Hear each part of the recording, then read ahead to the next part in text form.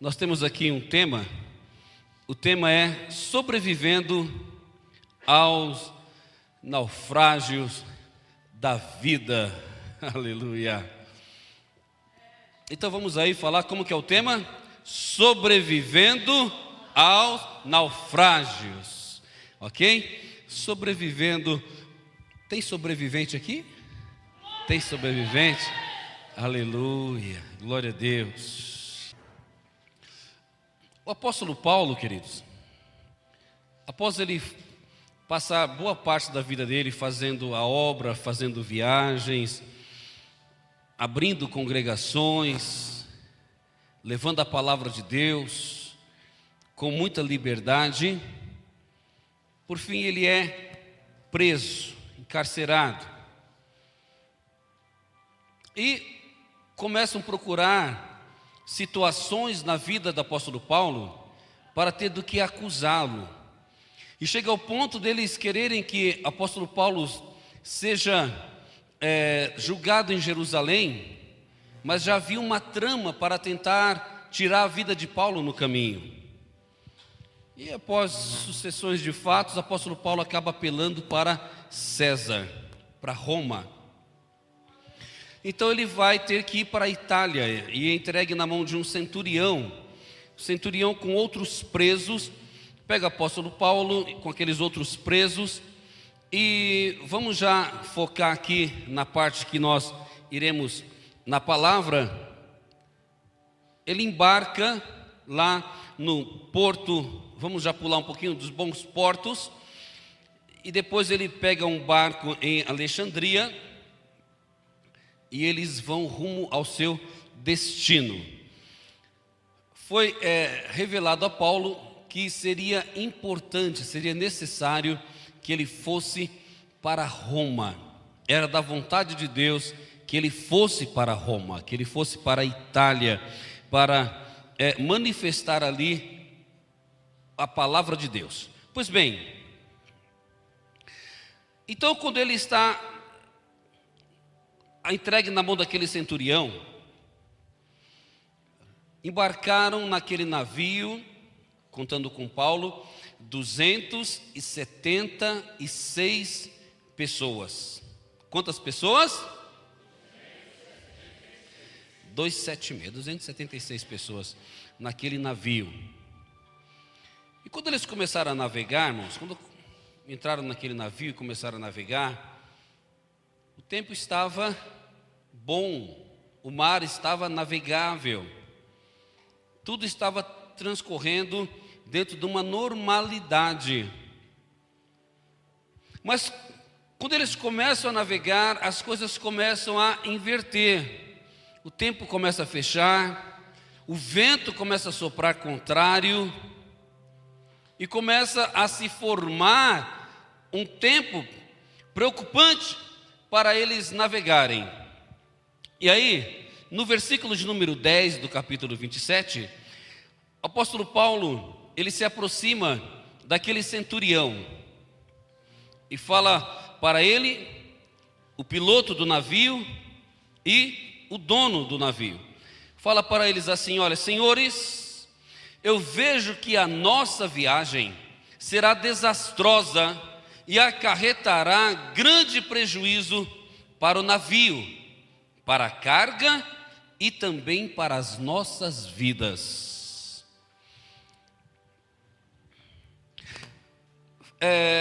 Tem um provérbio que diz assim: quem rejeita conselho hoje, amanhã ouvirá coitado. Quem rejeita conselho hoje, amanhã vai ouvir. Lembra daquela mulher? Ô, coitado! Pois é. Então, o centurião, em vez de ouvir Paulo, ele preferiu dar ouvido ao conselho do piloto e do dono do navio. E agora aqui,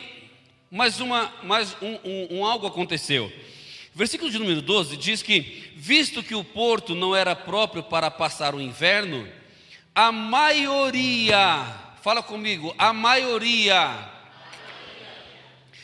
decidiu que deveríamos continuar navegando.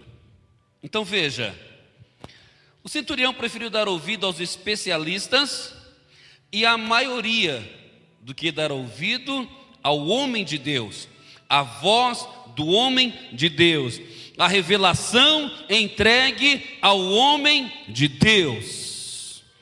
O problema, querido, não está em você ouvir especialistas, mas sim quando você começa a colocar a opinião dos especialistas acima da vontade de Deus. A voz da maioria vai dizer: faça assim, que você vai se dar bem. Mas Jesus diz: esforcem-se para entrar pela porta estreita, porque eu lhes digo que muitos tentarão, mas não conseguirão. Ou seja, a maioria não vai conseguir entrar. Então, se nós queremos andar segundo o que faz a maioria, queremos agir como age a maioria, queremos nos vestir como veste a maioria, queremos nos comportar como se comporta a maioria, aleluia, nós temos que prestar atenção, porque nem sempre a maioria é a voz da razão, mas são conduzidas simplesmente por um sentimento de euforia, que pode trazer uma onda e te arrastar junto com eles para o caminho da perdição. A maioria irá ficar de fora. O especialista, ele vai te dizer: não vai funcionar. Os prognósticos apontam para uma queda, para um fracasso. Mas Deus vai dizer: não tema, eu estou com você. Não tenha medo, pois eu sou o teu Deus. Eu te fortalecerei, eu te ajudarei, eu o segurarei com a minha mão direita vitoriosa. Aleluia. Isaías 41:10. O especialista vai dizer assim: olha, eu estou olhando aqui os diagnósticos, e os diagnósticos atestam que você vai morrer. Você tem pouco tempo de vida. Mas aí Jesus se faz presente e fala assim: opa, a última palavra é minha. E eu vim para que você tenha vida, e tenha em abundância. Aleluia. Vida e vida em abundância. E quando voltamos um pouquinho mais no Antigo Testamento, Deus ainda diz assim: agindo eu, quem impedirá? Agindo eu, quem impedirá? Tem mais alguém comigo aí? Tem crente aí? Tem crente aí? Aleluia, glória a Deus. Se você está debaixo da vontade de Deus, se Deus está agindo na sua vida, se Deus se prontificou, querido, a agir na sua vida, se Deus comprou essa briga com você, aleluia, coitado de quem se colocar, coitado de quem tentar interferir nesse agir de Deus. Bendito é o Senhor.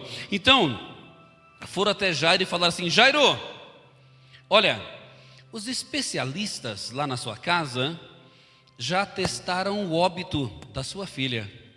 Não incomode mais o mestre. Já deu por encerrado. Mas aí, Jesus olha para Jairo e fala assim: Jairo, crê somente. Mas os especialistas já falaram que ela morreu, não tem mais jeito. Mas Jesus fala: crê somente. Olha para o seu irmão e fala assim: continue crendo, continue crendo, continue acreditando. Fala: continue acreditando, continue acreditando. Aleluia, aleluia. O milagre virá. Então ali você vê, olha, Jesus dispensa a multidão e vai agora somente com os 12 para a casa de Jairo. E quando chega na casa de Jairo, ele ainda deixa a maioria dos seus discípulos de fora e entra somente com Pedro, Tiago e João, e junto com o pai e a mãe da menina, e nada mais. E lá dentro o milagre opera, e lá dentro o milagre acontece. Aleluia. Maioria não é sinônimo de que grandes coisas irão acontecer. Maioria não é sinônimo de que haverá grandes acontecimentos, mas sim aquele que crê e acredita no poder extraordinário de Deus. O preço da obediência.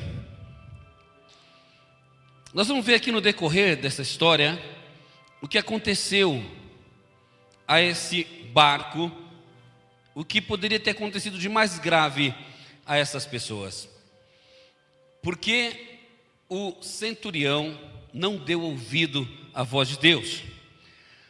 Então diz o versículo 13 que começando a soprar o vento sul, suavemente, olha aí, irmãos, eles pensaram que havia obtido o que desejavam. Por isso levantaram âncoras e, navegando ao longo da costa, rumo a Creta, eles foram seguindo. Eu fico imaginando que alguém chega para Paulo e fala assim, aquele momento ali, começa um burburinho dentro daquele navio. 276 pessoas. Um chega para o outro e fala assim, você está vendo aí, ó? Olha para esse mar, olha essa brisa suave soprando. Imagine, esse cara não sabe o que está falando. Ele vem falar aqui que é para a gente não seguir viagem, que o Deus dele revelou que é para a gente não seguir viagem, que vai ter dano para o navio, para a carga e para nós. Isso é loucura, ele não sabe o que está falando. Porque era tudo favorável naquele momento. Tudo parecia favorável.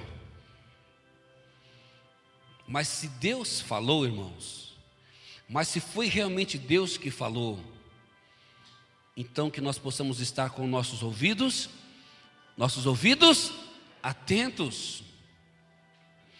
Olha aqui, os ventos começaram, quando eles colocaram o barco e foram dando continuidade na viagem, diz aí o texto que os ventos começaram a soprar muito forte, e o navio começou a ser arrastado, agora não por uma brisa suave, mas por uma forte tempestade.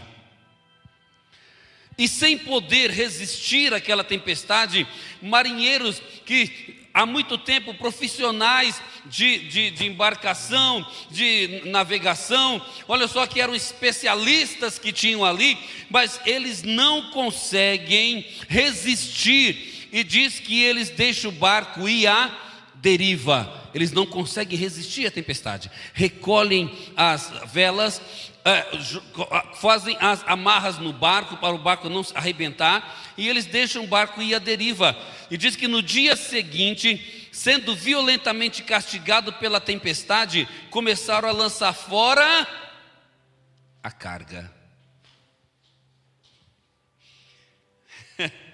No segundo dia, primeira coisa que eles começam a fazer, lançar fora a carga. No terceiro dia, lançaram fora com as próprias mãos a amarração do navio. Agora começaram até a desmontar o navio e jogar as partes fora para aliviar o peso do navio. Não aparecendo nem sol, nem estrelas por muitos dias, e continuando a abater-se sobre eles grande tempestade. Olha o que aconteceu aqui, queridos. Olha o que aconteceu. Os marinheiros, antigamente eles usavam à noite as estrelas e durante o dia o sol, para dar direção na sua viagem.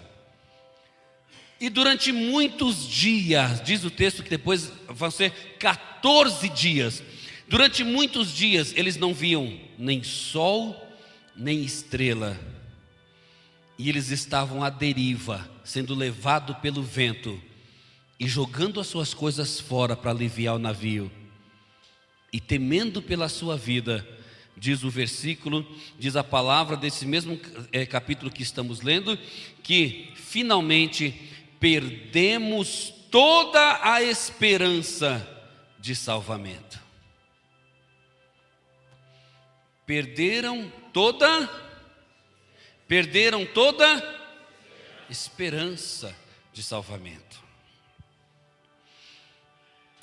Então você vê aqui, na obediência, Deus te protege.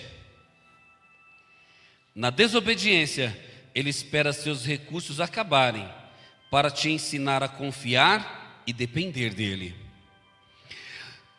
Quando todos os recursos são exauridos, quando acaba todos os recursos, aí Deus vai começar a agir.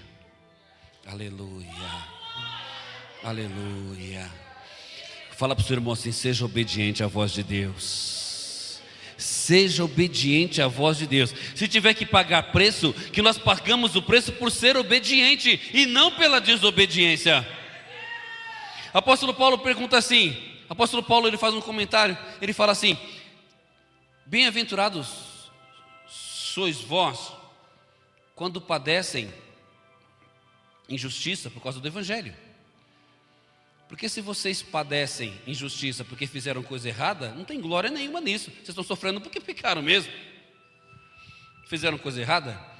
Então, querido, que paguemos o preço da obediência. Alguém vai olhar para você e vai falar assim: você é um bobo, cara. Você é quadrado, você é retrógrado. Isso aí já era. Imagina, que foi Deus que falou o quê? Vai lá e faz, vai lá e age. Põe a tua mão e resolve essa situação e acabou. Aí você fala assim: opa, Deus falou para eu esperar. Deus falou que vai chegar o tempo dele agir na minha vida. Deus falou que vai chegar o tempo dele fazer. Aleluia. E alguém fala para você que, rapaz, você fica esperando esse negócio aí de Jesus voltar. Esse negócio não vai acontecer não. O negócio de ficar indo para a igreja, esquece isso daí, né? Algumas pessoas falam: olha, minha avó, minha bisavó, minha tataravó já falava desse negócio de Jesus voltar. Pois é, querido. E pode ser que demore ainda muitos séculos para Jesus voltar. Mas para muitos Jesus já está voltando hoje. Para muitos Jesus já voltou ontem. Para muitos, Jesus vai voltar amanhã. Aleluia. Qual de nós aqui sabe o dia da nossa partida? Jesus vai demorar. Mas e se Ele pedir a sua alma? Se Ele chamar você hoje, como é que faz? Você está pronto? Se Ele te chamar hoje, você está pronto? Pois bem, mas vamos dar continuidade. Então, visto que os homens tinham passado muito tempo sem comer, Paulo levantou-se e conversou com eles, falou: senhores, vocês deveriam, e aí, irmão, aqui é o apóstolo Paulo agora, né? Vocês deveriam ter ouvido o meu conselho e não ter partido de Creta, pois assim teriam evitado este dano e este prejuízo. Aí dói, né, irmão? Não dói? Quando alguém fala assim: eu te disse. Quando alguém olha para você e fala assim: eu falei para você, eu te avisei, você não quis me ouvir. Aí você é obrigado a ficar quietinho e falar: poxa vida, né? É mesmo.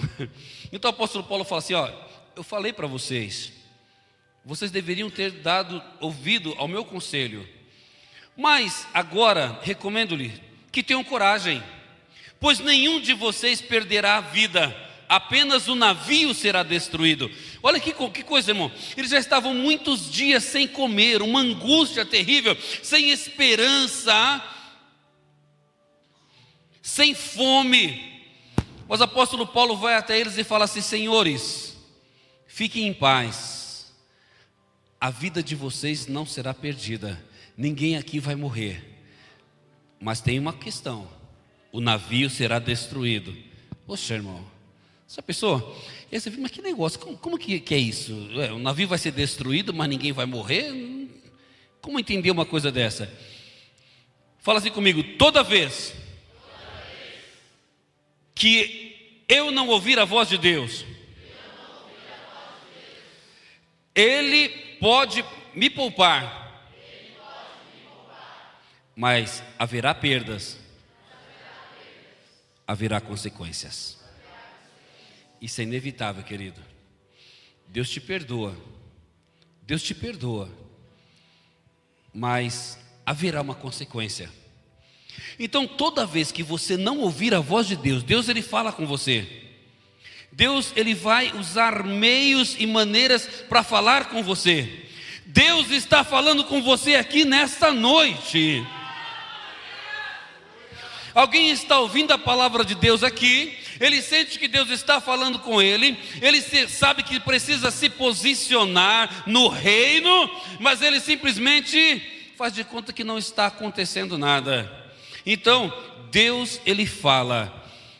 Então, toda vez que você ouvir a voz de Deus e não der ouvido a ela, Ele pode te perdoar, mas haverá perdas. Para todos nós, Deus propõe, existe um caminho a percorrer. Para todos nós. Vamos lá. Nós nascemos, nós crescemos, nos casamos.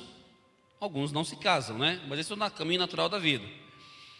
Reproduzimos e morremos. Não é isso aí? Não é um ciclo, isso aí, não é? O homem nasce, ele cresce, né? Desenvolve, se casa, reproduz. Tem gente que quer inverter isso aí, né? Ele só quer reproduzir. Pessoas lá fora, né, irmãos? Só quer reproduzir, reproduzir aqui, lá. Tem gente que onde ele passa, ele vai deixando a semente por aí. Mas o homem casa, reproduz e morre. Esse é o ciclo natural estabelecido por Deus.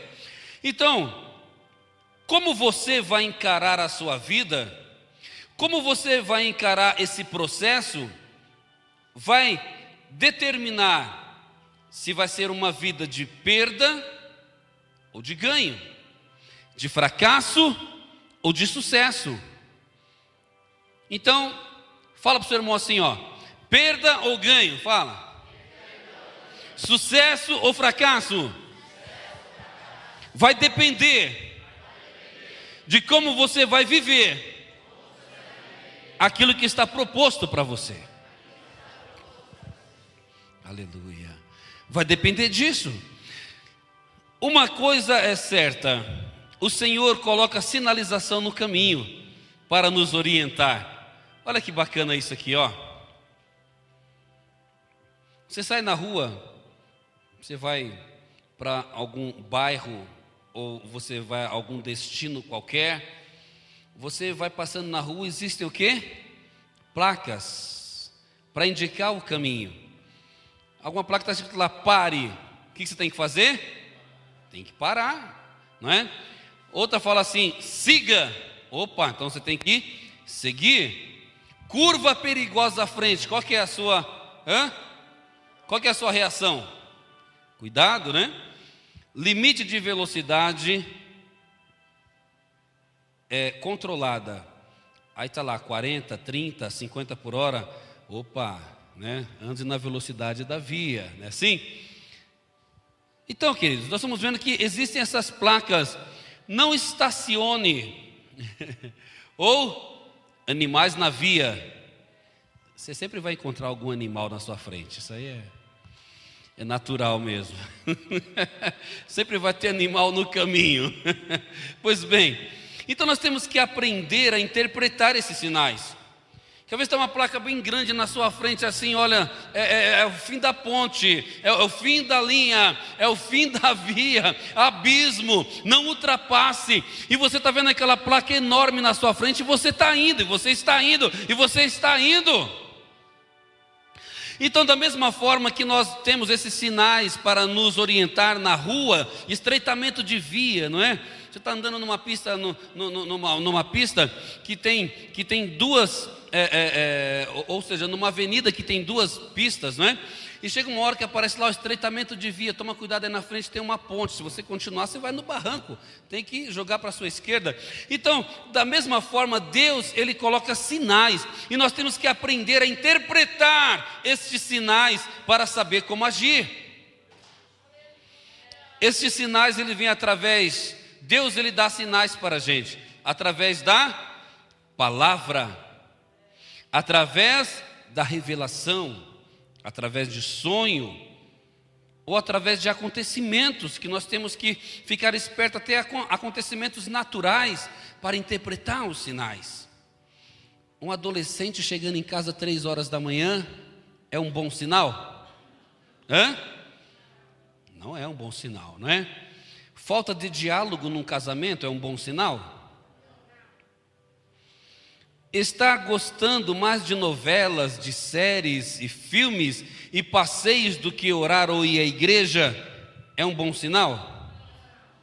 Então a indiferença, deixar de perguntar como você está, como foi seu dia, ou que horas que você vai retornar, né? Isso aí é um sinal de desgaste numa relação. Então, sinais. Deus ele vai colocando sinais. Deus vai sinalizando. E você tem que estar atento a isso. Você tem que estar atento a esses sinais que Deus te dá, para que você possa ter uma vida de sucesso. Amém? Então, mesmo errando, Deus ainda nos orienta e nos mostra a sua misericórdia. Nós muitas vezes não entendemos a forma de Deus agir ou trabalhar. Quando a gente olha pelo nosso prisma de justiça, e está escrito no livro da Bíblia, na palavra de Deus, que a nossa justiça diante de Deus, ela é trapo de imundícia. Porque Deus tem uma forma de ver que é diferente da nossa. A nossa justiça é muito baseada no toma lá da cá, não é? E Deus ele usa muita misericórdia. Só pela misericórdia e graça Deus pode olhar para um homem adúltero e considerar esse homem como sendo segundo o seu coração. Que homem é esse? O rei Davi. Mandou matar o homem para ficar com a mulher dele. Não é? E quando Natan aparece lá e fala: Davi, olha, conta uma história para Davi da ovelha. Um homem que só tinha uma ovelha, e chega um vizinho em casa. Esse homem que tinha muitas ovelhas para fazer uma festa para o seu amigo, em vez de ele matar uma das muitas ovelhas que ele tinha, ele vai buscar a única ovelha que o vizinho tinha e matou aquela única ovelha do vizinho para oferecer para a sua visita. O que esse homem merece? Davi dá um pulo do trono e fala assim: que seja morto. Ele tem várias ovelhas e foi pegar uma única do vizinho. O profeta Natan fala: pois é, esse homem é você, é tu. Hein, Tony? Esse homem é tu.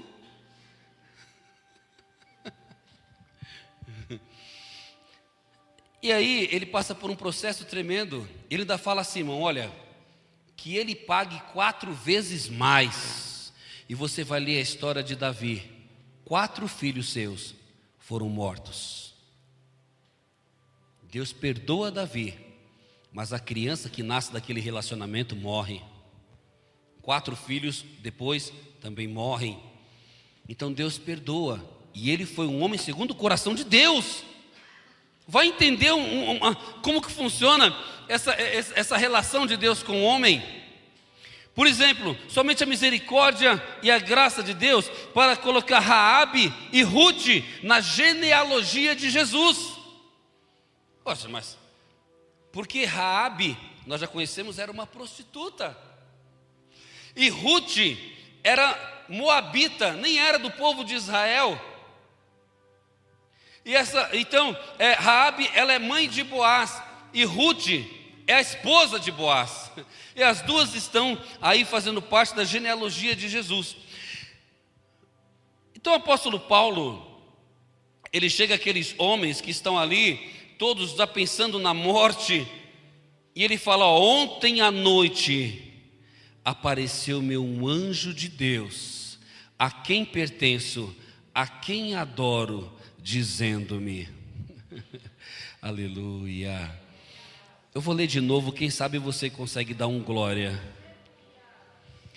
Ele falou assim: olha, irmãos, eles já estavam há vários dias sem comer. A situação era desesperadora. Havia perdido a esperança de se salvar. Não existia no que se apegar mais. Para aquele homem só restava uma sentença: morte. Uma tempestade como muitos talvez nunca enfrentaram. Aí o apóstolo Paulo se coloca de pé e fala assim: olha, ontem à noite me apareceu um anjo do Senhor. Aleluia. O Deus a quem eu pertenço, o Deus a quem eu adoro, aleluia. Você tem um Deus, querido, que você pertence a Ele, e Ele não te deixa só nos seus momentos mais difíceis, nos momentos mais complicados da vida. É o momento em que Ele mais aparece e fala: eu estou aqui, eu estou com você para te livrar, para te ajudar. Não temas, eu estou com você nessa peleja. O Deus a quem adoro, a quem adoro. Ao que você tem adorado? A quem você tem adorado? Ou o que você tem adorado? Paulo, o anjo falou para ele: não tenha medo, é necessário. Essa palavra também diz que era necessário que Jesus passasse por Jericó, por Samaria. Interessante, né? É necessário que você compareça perante César. Deus, por sua graça, deu-lhe a vida de todos que estão navegando com você. Assim, tenham ânimo, senhores, creio em Deus, que acontecerá do modo como me foi dito. Devemos ser arrastados para alguma ilha. Tenham ânimo, aleluia. Irmão, eu já falei e vou falar aqui novamente. Eu já enfrentei muitos processos da minha vida. Processos de às vezes estar na situação desses homens aqui. Não de estar lá no mar, não é? Embora já me afoguei, fui tirado por outras pessoas debaixo da água, né? Mas eu já passei tantos processos, dificuldades e problemas de estar numa situação assim, de perder a esperança. E agora, né, meu Deus do céu, o que a gente vai fazer? Para onde a gente... Porque uma coisa é você falar assim: olha, em meio à tempestade, fique firme, Deus está com você. Oh, aleluia. Outra coisa é quando você está lá.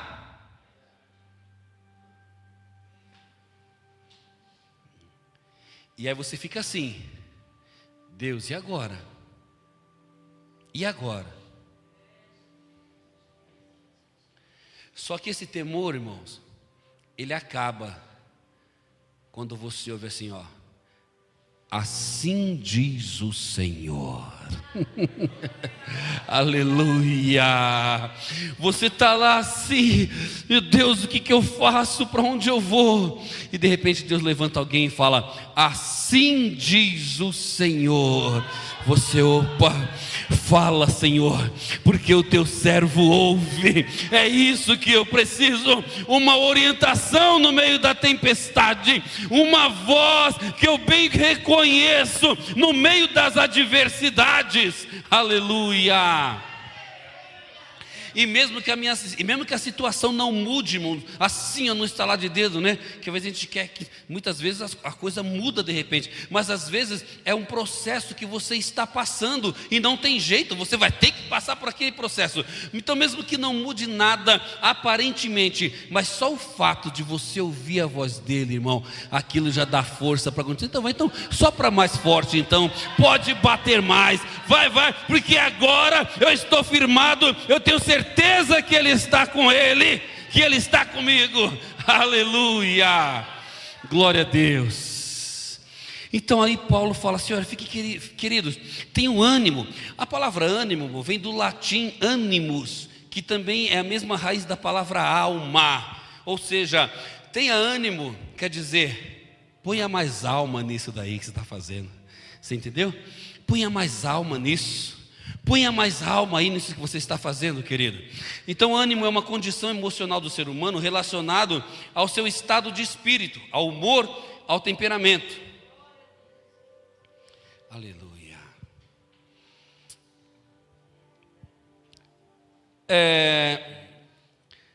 E depois deles terem passado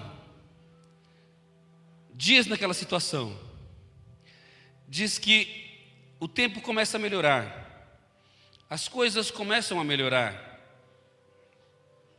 E quando as coisas começam a melhorar, eles lançam 4 âncoras. Eles lançam 4 âncoras. Tem um provérbio que diz assim: não se afaste para longe, não vá para tão longe, a um ponto que não seja mais possível voltar. Nunca vá tão longe, a ponto de você não conseguir voltar mais. Está entendendo? Irmãos, eu cresci na igreja. E quantas vezes o diabo tentou nos enganar com aquela frase que diz assim: não tem pecadinho e nem pecadão, tudo é pecado. Não tem pecadinho nem pecadão, tudo é pecado. Só que, irmãos, a consequência, ela é diferente. A consequência, ela é diferente. Quem rouba uma galinha está dentro de um roubo, não é? Do crime de roubo. Mas é diferente de quem rouba um banco, de quem rouba um pai de família. A consequência é diferente. E vou explicar para vocês.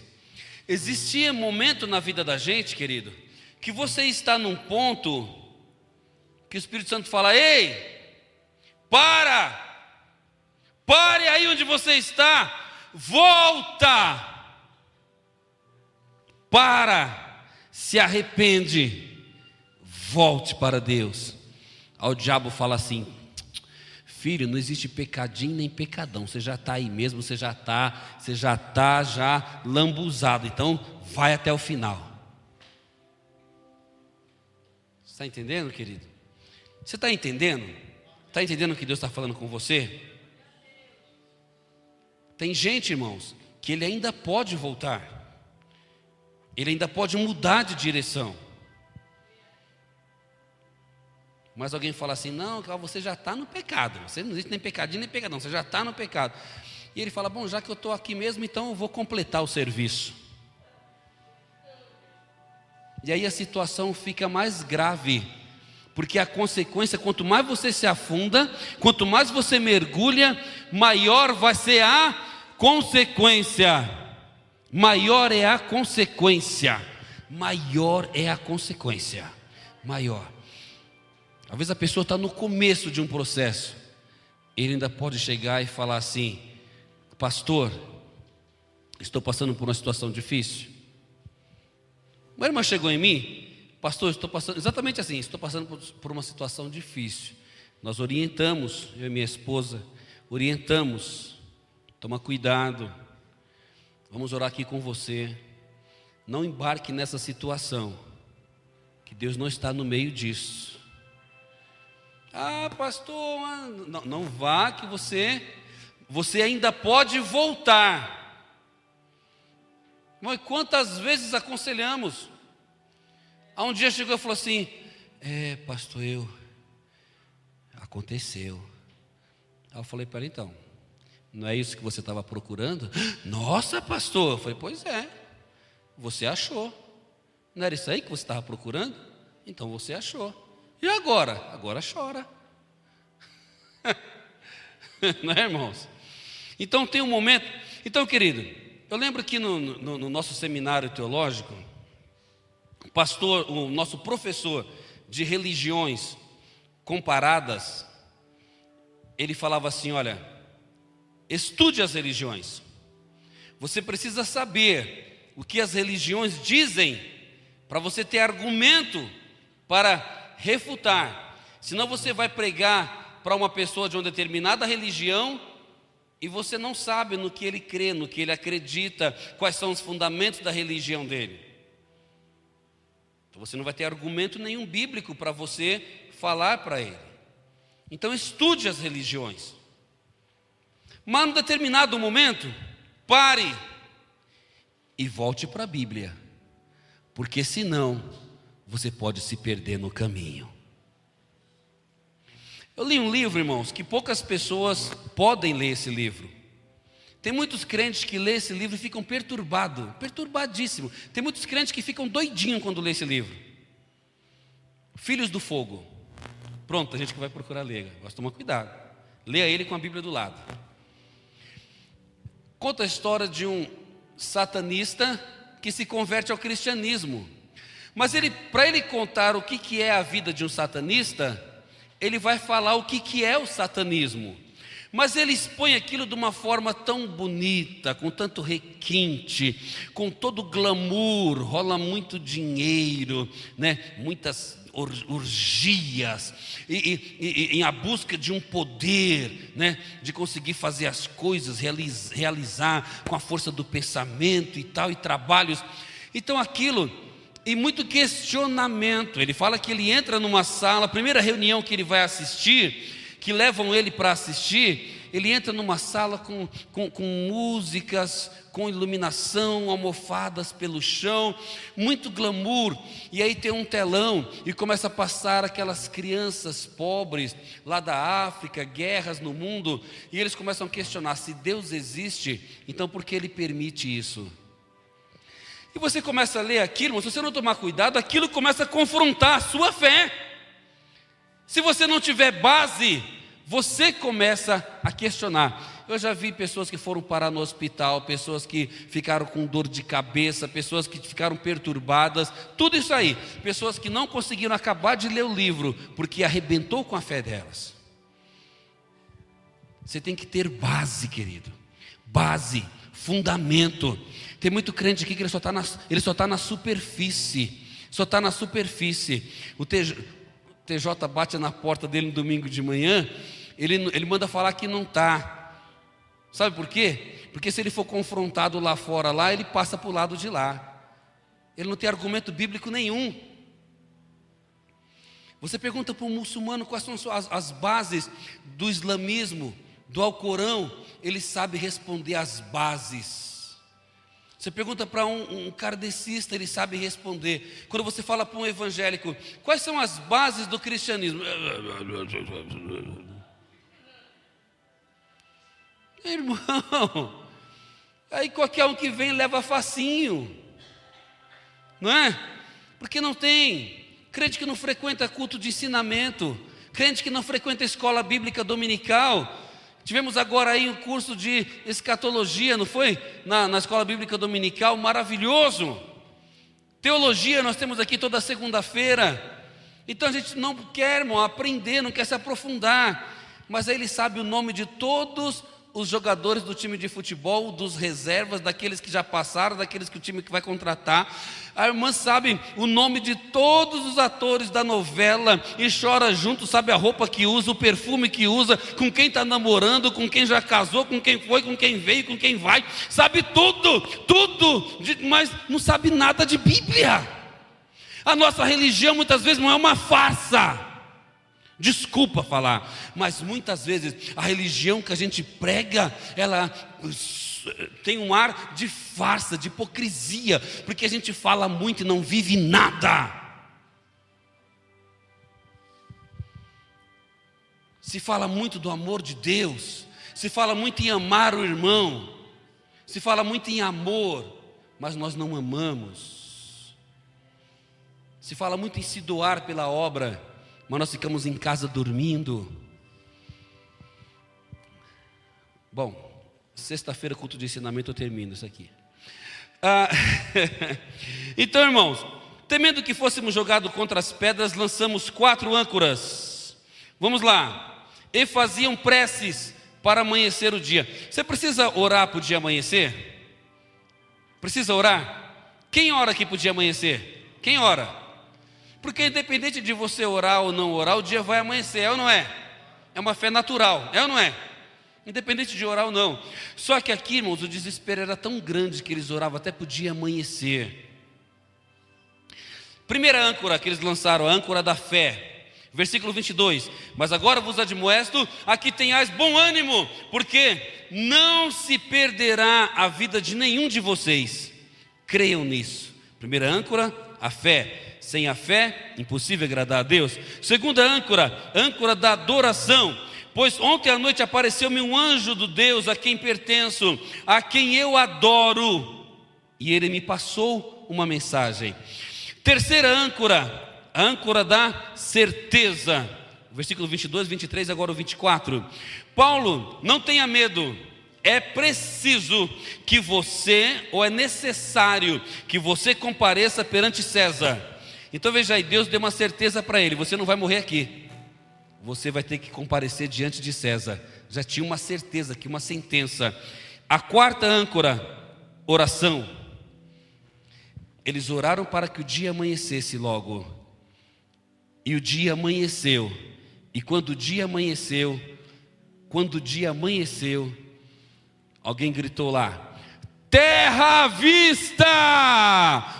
Aleluia! Querido, não existe oração que não tenha resposta.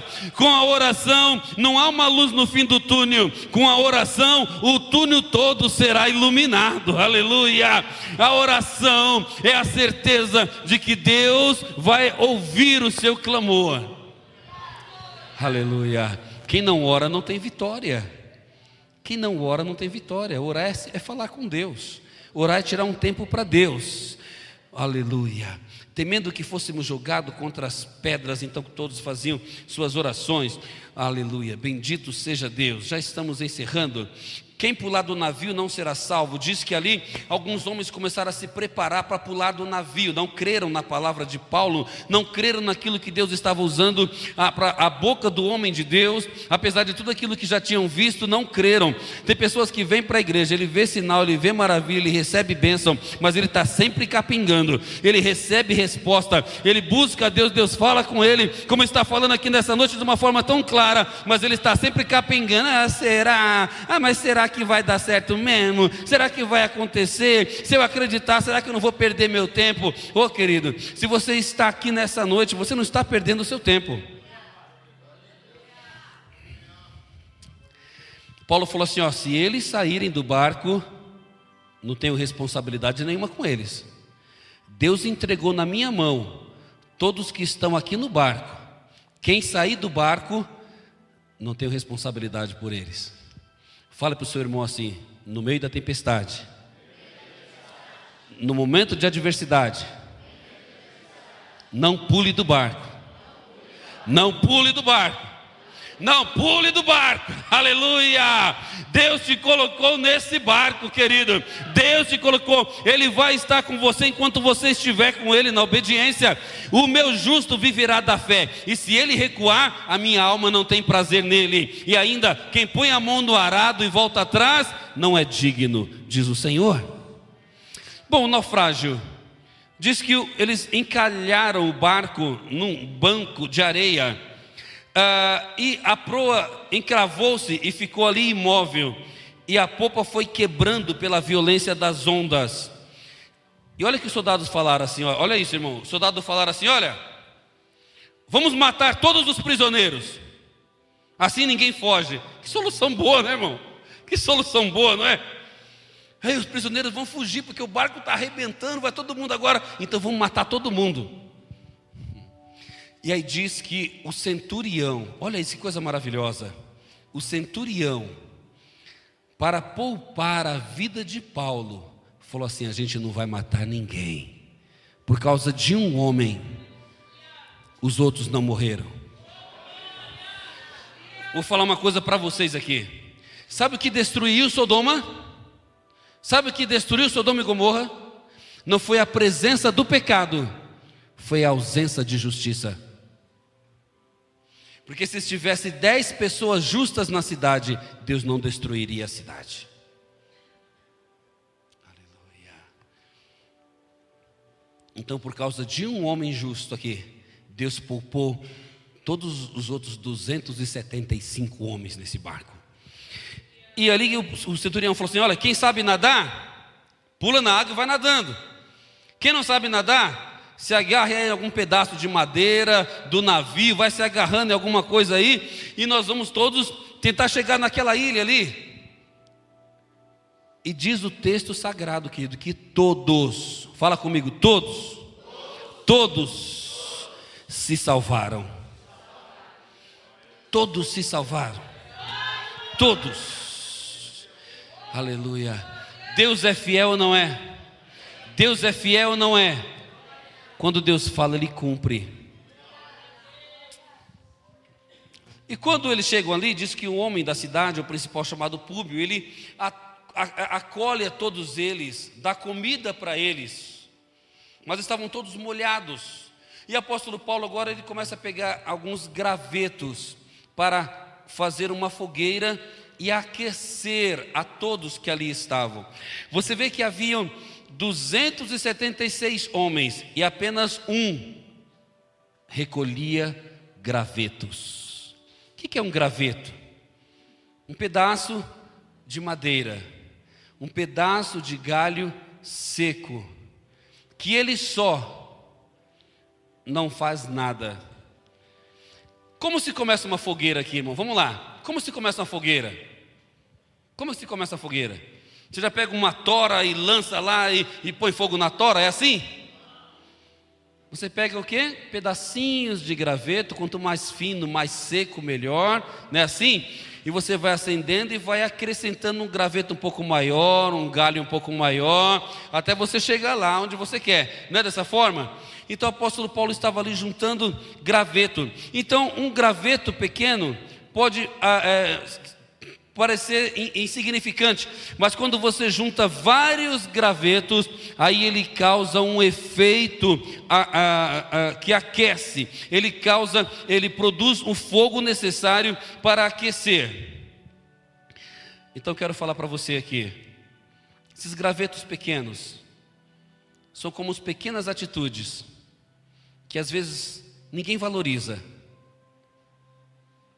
ninguém presta atenção, mas são gravetos pequenos, que são atitudes pequenas, que na sequência delas, vai fazer um bem tão grande, que vai aquecer muitos corações. Ponha graveto na sua vida espiritual. Pastor, como é que eu faço isso? Hoje você está aqui. Você está pondo graveto nessa fogueira hoje. A sua presença hoje à noite aqui, a sua presença aqui nesse momento, você está acrescentando mais um gravetinho nessa fogueira. Aleluia. Glória a Deus. Mas um só não basta. Só os domingos, minha religião vai ser muito fraca. A minha fé vai ser muito fraca.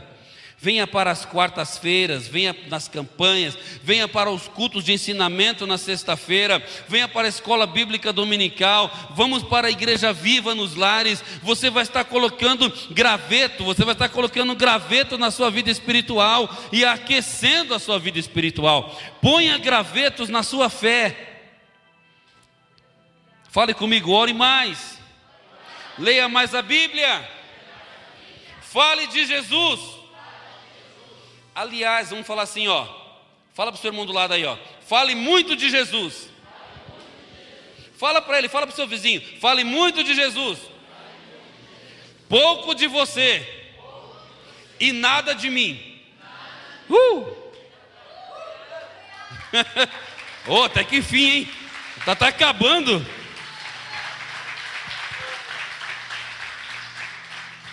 Fale muito de Jesus, pouco de você e nada dos irmãos.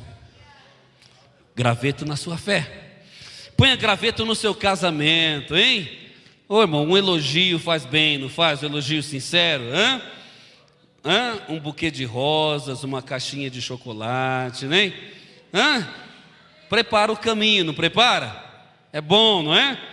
Uma segunda, uma terceira lua de mel, nada mal, não é?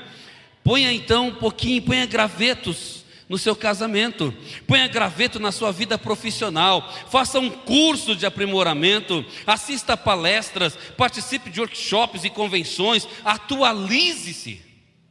Ponha graveto na sua relação com Deus. Não faça somente o que está escrito, ouse ir além do que está escrito com Deus. Deus fez o homem, irmão, para relacionamento. Deus fez o homem para relacionar-se com o homem. Então, quando o homem rompe o relacionamento, Deus então faz regras. Já que você abriu mão do relacionamento, então Deus chama Moisés e fala, está aqui, regras. Deus tira o povo, introduz o povo no deserto, e Deus vem ali se relacionando com o povo. Mas chega um momento que Deus fala, então tem que ser. Quando o homem rompe, então, onde não há relacionamento, há regulamentos. Onde o regulamento é fundamental, é porque o relacionamento falhou. Um dia alguém falou para mim assim, eu tenho que amar o meu irmão só porque está escrito? Eu falei, não, você tem que amar o seu irmão porque Deus te amou primeiro, porque o amor de Deus está em você. Mas se você não consegue ter esse amor no relacionamento, então tenha porque está no regulamento que você tem que amar. Pronto, é assim, é simples assim. Se você não consegue amar de livre e espontânea vontade, então ame pelo menos porque está escrito que você tem que amar. Por isso que está escrito. E mesmo estando escrito tantas vezes que nós temos que amar, ainda não ama? Aleluia. Sobrevivendo aos naufrágios. Deus vai fazer você sobreviver. Deus trará uma resposta para a sua vida. Afinal, Deus trouxe resposta para você aqui nessa noite. Deus trouxe resposta para você aqui nessa noite. Confie em Deus, acredite em Deus, creia na palavra do Senhor, creia no profeta de Deus, aleluia, e você não vai perecer. Faça a vontade de Deus. Lembre-se aqui da palavra de Josué, quando Josué fala assim, se nós não obedecemos a Deus, se nós não nos agradarmos a Deus, Ele não vai responder nossas orações e não vai nos introduzir na terra. Então, querido, seja agradável a Deus, se aprofunde no relacionamento com Deus, e Deus vai garantir que você esteja bem. Aleluia. Mesmo em meio à tempestade, você vai ouvir a sua voz. Mesmo diante do vento que sopra, que uiva com fúria, você ainda vai ouvir a sua voz. Aleluia. E no tempo certo, Ele vai se levantar e vai falar assim: vento, cala-te, mar, aquieta-te. E vão perguntar assim: quem é esse? Quem é esse? Quem é essa? Que Deus é esse que esse serve? Que Deus é esse que essa serve? Aleluia! Que Ele manda e o vento obedece, Ele manda, Ele fala e o mar tem que obedecer. Aleluia! Glória a Deus, aleluia. Onde outros falharam, você vai ter êxito. Onde outros fracassaram, você vai ter sucesso. Onde outros afundaram, você vai estar andando por cima das ondas, por cima do mar. Onde outros afundaram e estão naquela situação, só a mãozinha do lado de fora, o Senhor te pega pela mão e fala: eu te ajudo, eu te sustento, eu te ponho em pé com a força da minha mão direita vitoriosa. Aleluia. Pedro começa a afundar, ele fala: Jesus, me ajuda aqui, que eu estou morrendo, eu estou perecendo, eu estou afundando. E Jesus fala assim: rapaz, você é de pequena fé, a sua fé é limitada. Você tinha tanta fé no começo para caminhar, mas agora você está afundando. Mas mesmo assim eu vou ter misericórdia de você. Vem aqui, Pedro. Aleluia. Glória a Deus. Seja alcançado pela providência de Deus, em nome de Jesus. Inclina a sua cabeça aí. Deus Pai, Deus Todo-Poderoso, não entendemos, ó Senhor, não compreendemos muitas vezes os Teus propósitos em nossas vidas. Por vezes, quando passamos por processos, ó Deus, e em meio a esses processos, muitas vezes surge a desesperança, muitas vezes nos falta a fé, porque somos homens, porque somos seres humanos, oh Deus, e a nossa visão limitada muitas vezes não nos permite enxergar o que está além das dificuldades. Muitas vezes, Senhor, somos sufocados de tantas formas que não conseguimos ver o que está além, meu Deus, da tempestade. Mas Tu, Senhor, é aquele que tem o domínio em Tuas mãos. Tu és aquele, Senhor, que criaste todas as coisas.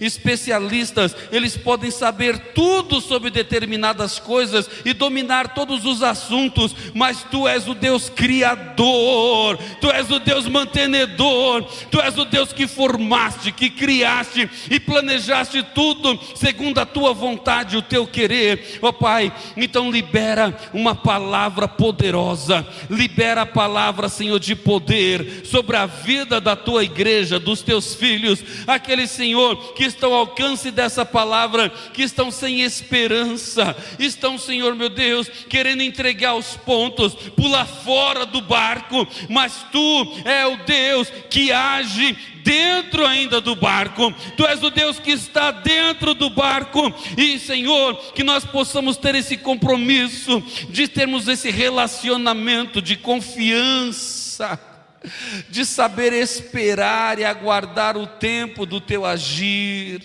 Meu Deus, estenda Tuas mãos aqui, estenda Tuas mãos para esse Teu filho que está tão desesperado, para essa Tua filha, Senhor, que não tem encontrado solução, ó Pai, em coisas materiais, não tem encontrado solução, Senhor, em coisas que sejam palpáveis. Então, Senhor, acrescenta a fé do Teu povo, mova-se, ó Espírito Santo.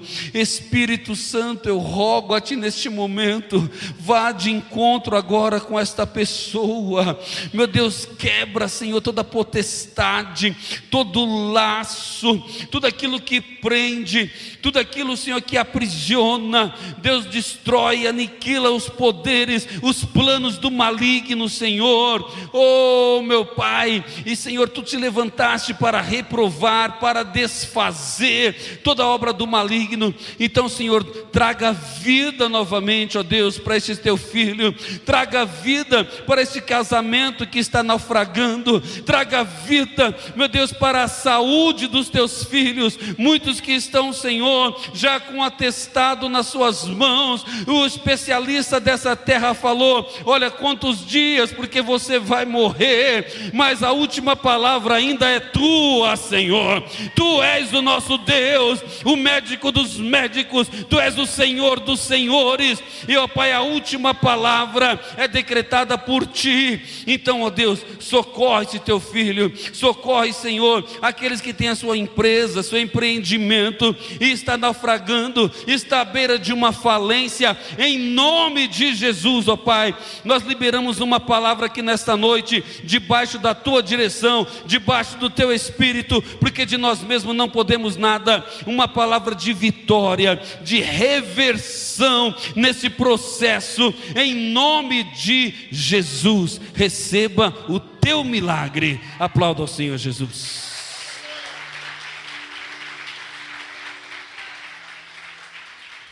Aleluia.